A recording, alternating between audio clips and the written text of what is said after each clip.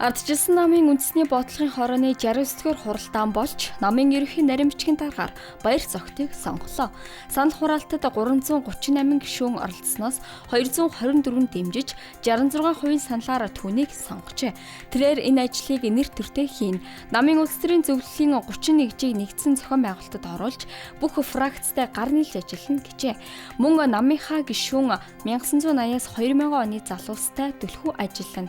Тэдний сэтгэл зүтгэлээр ардчилсан нам ялалт байгуулж чадна гэжээ. Түүнчлэн тус хуралдаанаар намын 5 дэд даргаар Ганнибал, Инх Туяа, Мөнх Баясгалан, Мөнх Тулга, Өнөр Баяр нарыг сонгожээ. Галийн байгууллагын удирдах бүрэлдэхүүн илүү хариуцлагатай байх нь албан хаагчид хуулийн хүрээнд чин шударгаар ажил үүргээ гүйцэтгэх хүчин зүйл болно. Тодорхойлбол тус байгууллага он гарсаар нийт 108 гомдол хүлээн авч шийдвэрлэхдээ 25 алба хаагчид сахилгын болон ёс зүйн шийтгэл оногдуулжээ.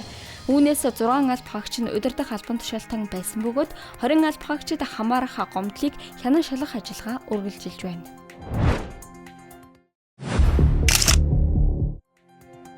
Интерполийн хөх буланд зар мэдээгээр эрийн сурвалжилж байсан этгээдийг бүгд найрамдах Солонгос улсаас албатан авчирлаа. Уг этгээд нь 2025 онд захин мэдээллийн хэрэгсэл ашиглаж бага насны хүүхдүүдтэй холбоо тогтоож садар самун сурталчилгын зэрэгцээ садар самуунд уруу татаж бэлгийн харьцаанд орохыг санал болгосон гэх хэрэгт холбогдсон шалгагдаж байжээ. Ажиллагааг энэ сарын 4-нд гүйцэтгэсэн бөгөөд мөрдөн шалгаж байна. Бага насны хүүхдийн гар утсыг дээрэмдсэн хэрэг гарчээ. Тодорхойлбол энэ оны 4-р сарын 11-ний өдөр 20 цагийн орчимд бага насны хүүхдийг ганцаар явж байхад нь үл таних эрэгтэй хүн орцсонд оруулж iPhone 12 загварын гар утсыг нь дээрэмдсэн хэргийг Сүхбаатар дүүргийн цагдаагийн газраас шалгаж байна. Энэ үйл явдал гэрийн ойр орчимдож гэмт хэрэг үлдэгдэх боломжтой гэдгийг харуулжээ. Сүүлийн үед нийслэлийн аялал жуулчлалын газрын нэрийг ашиглан аж ахуйн нэгж компаниудтай холбогдож зөвшөөрлийн хугацаа дууссан тул сонгох шаардлагатай ирж уулз гэж ярих эсвэл тухайн байгууллагын хөнгөлөлтийн эрхийн бичгийг хурамчаар үлдэн тараах зэрэг явдал гарч байна.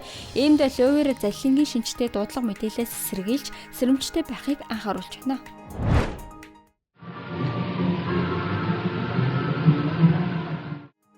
Өнөөдрийн хамгийн өхөрдөн видео бичлэг Улууд хотын оюуна химээх цэцэрлэг Авгаа их орны дайны ялалтын өдрийг тохиолдуулан жишг наадам зохион байгуулжээ.